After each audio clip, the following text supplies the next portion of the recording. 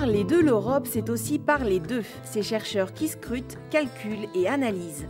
Un domaine pour lequel la mobilité est une fois encore un enjeu majeur. C'est ainsi qu'il y a 4 ans, Encarnación a rejoint le CNRS d'Orléans et son centre de recherche sur la matière divisée. Je venais de finir ma thèse et j'étais avec un statut de postdoctorat à l'Université d'Alicante en Espagne. Et je connaissais qu'ici, il y avait une équipe qui était reconnue internationalement. C'était à l'époque les meilleures équipes européennes dans les sujets, donc c'est pour cela que j'ai aussi les CRMD. Ce partenariat aurait difficilement pu voir le jour sans une bourse européenne, la bourse Marie Curie. Pour obtenir cette bourse, j'ai présenté un dossier. Donc un dossier pour un Marie Curie, c'est important la personne qui demande, mais c'est aussi important les projets que tu proposes. Ça doit être un projet très attractif et aussi le laboratoire d'accueil où tu as décidé de faire ces projets. C'est la bourse la plus intéressante parce que d'habitude, quand tu es en bourse postdoctorale, tu es un boursier. Mais avec un bourse Marie Curie, le laboratoire d'accueil, par exemple, il doit te faire un contrat. Donc ça te sert aussi, comme à mon pays, à l'Espagne, c'est très important ça c'est d'avoir de l'expérience professionnelle. Donc j'étais 2 années postdoctorales, mais ça compte comme un contrat de travail, un pré-contrat de travail. Quand tu dis que tu étais boursière Marie Curie, ça t'ouvre pas mal de portes, parce que tu es déjà passé par une sélection très dure à niveau de Bruxelles, etc.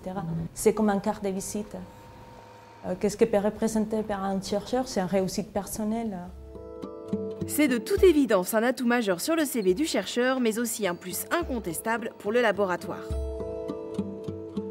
Le CRMD a été ravi d'accueillir une boursière Marie Curie parce que vous comprenez, d'un coup, on accueille un chercheur qui est très dynamique, qui a pu monter une proposition qui a été retenue par la Commission européenne. Et ensuite, ça valorisait les aspects scientifiques du laboratoire. La Commission européenne a mis en place en 2004 ERAMOR, un réseau de centres de mobilité répartis dans toute l'Europe.